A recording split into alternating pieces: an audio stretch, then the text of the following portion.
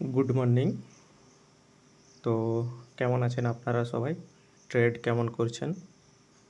তো আমি লাস্ট উইকে ট্রেডিং আপডেটটা দেখাচ্ছি, কারণ লাস্ট উইক আমি রিস্কটা খুবই কম করে দিয়েছিলাম। কারণ আমার যতটা রিস্ক নেওয়ার ক্ষমতা তার থেকে আমি কমই রিস্ক নিয়েছি।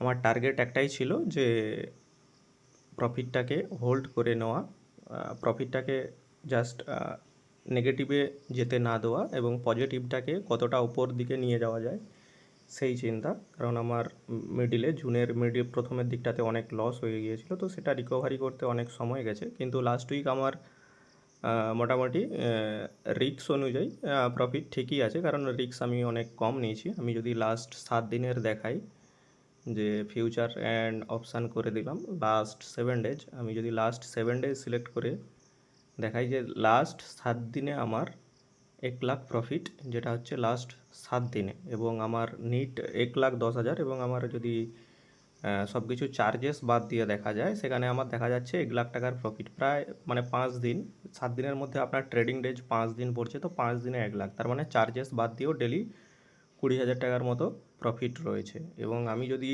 এটাকেই, যে আমার আগের যে বড় লসের কারণে যদি এটা আমি লাস্ট কারেন্ট এফওয়াই করে দেই, মানে ওই জুন থেকেই হবে কারেন্ট এফওয়াই যদি করে দেই, সেক্ষেত্রে যে আমার 2,03,000, এবং নিটের টোটালে যদি চার্জেস দেখা যায় সেখানে বাদ দিয়ে হচ্ছে আমার 1,50,000 47,000 কাছাকাছি, এবং চার্জেস সেখানে অনেকটাই বেশি 55, এবং সেটা কেন হয়েছে সেটা আগের ভিডিওতে ব্যাখ্যা করেছি।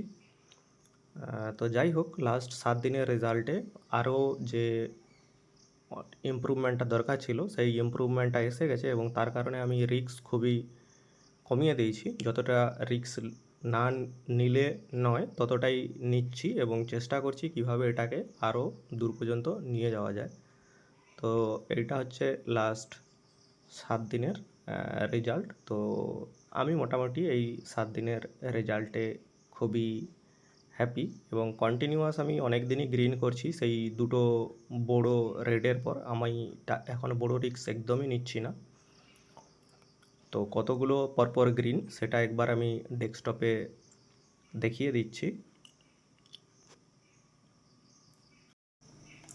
এই যে আমার অ্যাকাউন্ট নাম্বারেই, এবং আমি যদি এটাকে এই যে ফিউচার্স অ্যান্ড অপশান আছে এটাকে লাস্ট 7 ডেজ সিলেক্ট করলাম, রিফ্রেশ করলাম, এই সেম যেটা মোবাইলে দেখিয়েছি,